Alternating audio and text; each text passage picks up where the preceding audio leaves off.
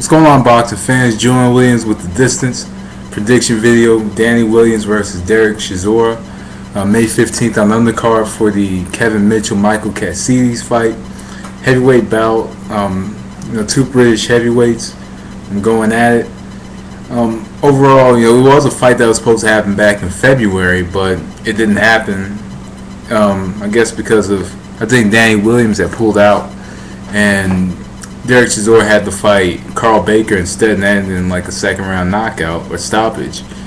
And Danny Williams, originally it was supposed to be Matt Skelton, and then it was Danny Williams, and then it was Carl Baker, and Danny Williams was originally scheduled to face Sam Sexton, and he didn't face Sam Sexton, so I think Sam Sexton pulled out, so now he's fighting Derek Chisora, the fight that was supposed to happen back in February, like right before I think it was like right before Valentine's Day when it was supposed to happen. But both fighters pulled out, but the fight's happening now. So anyway, onto the fight. Derek Chisora, studying his fights, I see that he kind of stands. He kind of squares up a little bit, but sometimes he squares up when he's throwing his shots, and sometimes he kind of stands, in position, like a, orthodox stance, stands in that orthodox stance. But I see with Derek Chisora, he doesn't put full extension on his jabs. He doesn't really put on his jabs. Kind of set up his overhand shots and does a really good job of setting up the overhand shots using the jab. But he doesn't. But his jab is not to full extension. And I think if you do throw a jab, I think you should throw it for, pretty much throw it and use the full extension of the jab. Though there are many fighters that don't put full extension on the jab. I think if you're a fighter who throws overhand shots like he does, he could set up his overhand shots very well if he could put that jab all the way out there. But, he kind of, and with Derek Chisora, he does use his jab, and he does use his jab well. And his jab primarily is used to set up the overhand shots.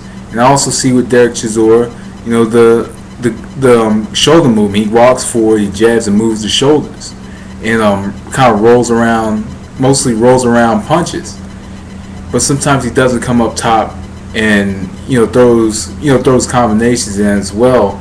His combinations are very slow. He doesn't really have the quickest combinations or the quickest hand speed, but he puts his shots together quite well. In this fight against Danny Williams, I think Derek Chisora has to try his best to walk Danny Williams down. I think primarily he needs to move to Danny Williams' right side. I think if he moves to his right side, it takes his left jab away. It takes the left jab away, and I don't think Danny Williams could throw that jab, from different angles. He did it in another fight against Potter. And that was a fight, he actually had to, because that shoulder went out of place, or the shoulder blade came out of place in that fight back in it was a few years ago when that fight happened. But overall, he does want to primarily move to the right side, to Danny Williams' right side, and he does want to throw effective jabs, effective shots, and he wants to counter the right hook or the left hook with maybe a right uppercut. Because Danny Williams, if you look closely at when he throws his hooks, he turns his body into the hooks, and he throws the hooks a bit too wide. So if Derek Chisora could come in between the shots, and take the range away, then Derek Chisora should be able to pretty much capitalize on Danny Williams' mistakes and win the fight just based on effectively countering the hook with an uppercut, while coming forward using shoulder movement to get his shots off, get the overhand shots off, and overall he could. I think the jab could set up the overhand shots, the jab and the upper body movement. So that's really what Derek Chisora needs to do in this fight. Danny Williams, tough veteran, faced Mike Tyson, Vitaly Klitschko, and I'm trying to think of who else he faced, but I can't think of that. Cali Meehan, whoever his name is. I don't really remember. I believe he did fight him and knocked him out. But faced some really good fighters. Danny Williams in this fight, he has to pretty much primarily for Danny Williams, he has to get his shots off first. He has to get his combinations off first. I think that Danny Williams has the better hand speed out of the two. That's just my opinion. I think Danny Williams' hand speed is a bit not sharper, but faster. I think he wants to. I don't think he's gonna out hustle Derek Chisora, but he does want to get his shots off before Derek Chisora gets his shots off. And there's some things with Danny Williams that Danny Williams can do in this fight that I think can take Chisora out of his game plan. I think that Danny Williams, if he doesn't throw quick combinations, if he doesn't utilize hand speed, I'm not gonna say Danny Williams has world class hand speed like a Roy Jones, but he does have good hand speed. If he doesn't do that, I think a stiff jab can do it for him. I think if he could do a stiff jab, if he could jab very stiff and move side to side, use lateral movement and fight similar to how he's fighting for survival. Like how he fought for survival against Mark Potter. I think he could pull it off.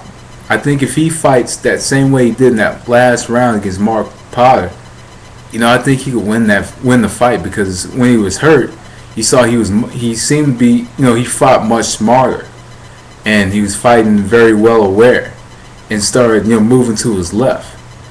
And Danny Williams, I think in this fight, has to establish a stiff jab that will set up. And on top of that, I think with Chisora's guard, I think if he could set him up with a stiff jab, stiff left jab, and follow it up with a big right hook, I actually think that he can beat Derek Chisora using the experience that he has to an advantage. And that's the big advantage that Danny Williams has in this fight, his experience. Fighting Vili Klitschko and fighting Mike Tyson. He has experience, and pretty much both those fighters, couple of the best heavyweights of all time, been in the ring with both of them. That tells you the experience factor that he has. I'm not even sure if he was in the ring with McBride, but I can't remember. But overall, he's a veteran, been in the ring for a long time, and Derek Chisora, former amateur standout out in the UK. He's a very good fighter as well. And as much as this fight may not sound intriguing to some people, it's intriguing to myself due to the fact it's a heavyweight fight.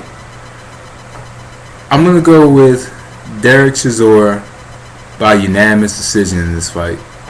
I think Derek Chisora, I just think he can outbox Danny Williams. But Danny Williams being the veteran that he is, I think is a lot sharper. I think he's sharper. And, as far mentally, I think he's sharper. I guess because of the stage of the career he's in, at this stage of his career. So I think he's a bit on the sharper side. But I just think Derek Chisora could beat him. But the only question to this fight is, how will both fighters perform, when both of them had to prepare for different fighters. But then again, when you think about it, they were preparing for each other a couple months ago, so it shouldn't be that much trouble. But who knows, any man could win. It's a 50-50 chance in boxing. Anything can happen. We don't know what the fighters are going to do. That's the thing about predictions that can be tricky, but me, I'm going to go with Derek Chisora, unanimous decision. But anyway, that was the distance. Thanks for watching. Peace.